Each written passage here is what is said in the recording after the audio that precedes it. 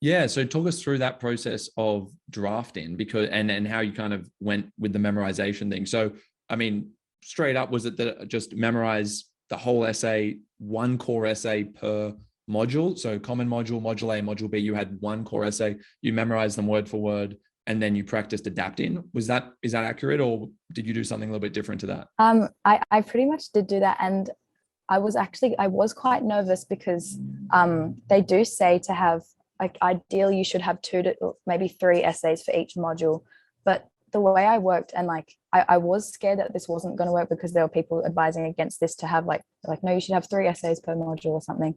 But I had initially had about three essays, or two or three essays for each module, but I had found a way that I could merge all of them for every module, like merge it into one essay. So like one essay per module. But I could substitute out like paragraphs depending on what the question was. So this is quite like specific. Not everyone would have done this, but for a Tempest Tag Seed essay, I managed to like merge the main three types of essays of like imprisonment, performance, and then like virtue, vengeance into kind of one where, for example, like through performance, you were liberated from imprisonment.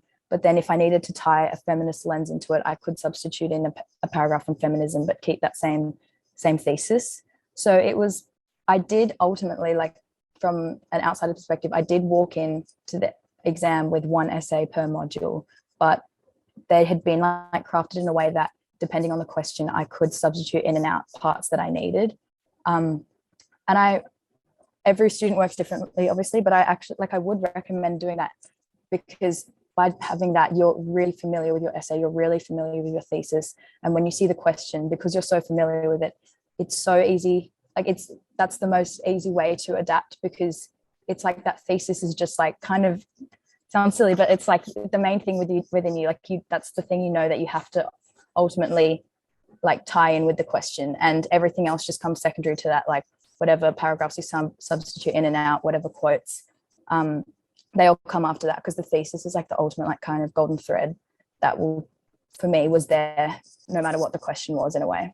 I think that's great advice for anyone listening, is to have that thread, to know that progression that kind of works with any type of question. And to arrive at that stage of getting that thread, I mean, that might be inspired by what you're being taught in class, of course, or you're just your own understanding and really playing around with different questions and different question types, importantly as well, right? Like, would this still work with a question that was based around form? Would it work with a stimulus-based question? So I think having a look at those questions and then arriving at a point where you're like, yeah, I feel confident dealing with all of these different types with this one fundamental structure, even though I'm going to word it differently on the day, is definitely a smart approach.